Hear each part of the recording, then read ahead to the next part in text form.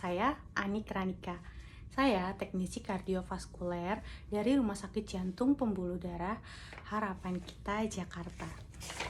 Dalam video kali ini, saya akan memberikan pengalaman saya mengenai pembelajaran Agenda 1.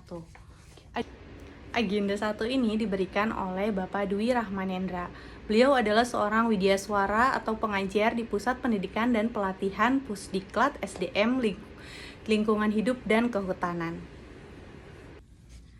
Metode pembelajaran yang saya ikuti hari ini itu ada dua metode. Metode sinkronus dan metode asinkronus. Apa sih bedanya metode pembelajaran sinkronus dan asinkronus? Metode sinkronus itu adalah metode pembelajaran yang dilakukan secara real time, yang dilakukan bersamaan antara peserta didik dan pengajar. Biasanya metode pembelajaran ini dilakukan menggunakan virtual classroom atau Zoom meeting. Sedangkan kalau metode pembelajaran asinkronus itu justru kebalikannya dari sinkronus. Kenapa? Karena pembelajaran asinkronus itu tidak mewajibkan untuk bertatap muka langsung. Waktunya juga lebih fleksibel karena peserta latsar bisa mengakses pembelajaran mandiri dengan membaca materi, modul, dan mengerjakan tugas-tugas yang sudah diberikan. Nah, pada agenda 1 ini, materi yang saya pelajarin itu terbagi menjadi 3. Yang pertama, yang kedua, dan yang ketiga. Yuk kita bahas satu-satu materi yang ada pada agenda 1.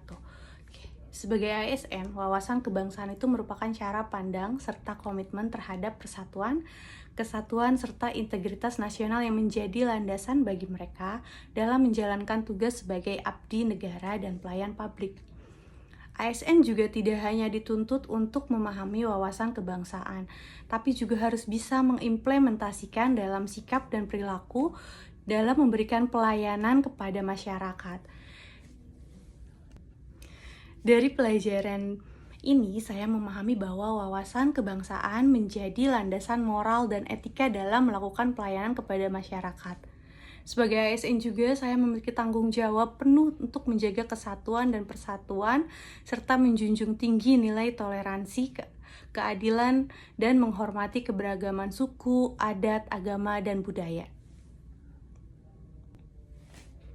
Yang kedua ada materi tentang analisis isu kontemporer. Apa sih itu? Di sini saya memahami tantangan yang dihadapi negara itu semakin kompleks mengenai isu-isu tentang pemerintahan saat ini, ada korupsi, isu tentang kesehatan mental, dan lunturnya rasa cinta tanah air terhadap generasi anak muda sekarang. Untuk ini, di sini saya memahami dengan analisis isu kontemporer, kita sebagai ASN harus dapat memilih dan memilah mana yang baik dan mana yang buruk. Dan juga jangan menyebarkan berita-berita hoax dan jangan percaya dengan isu-isu yang belum jelas kebenarannya. Dan yang terakhir, kita bahas tentang kesiapsiagaan bela negara.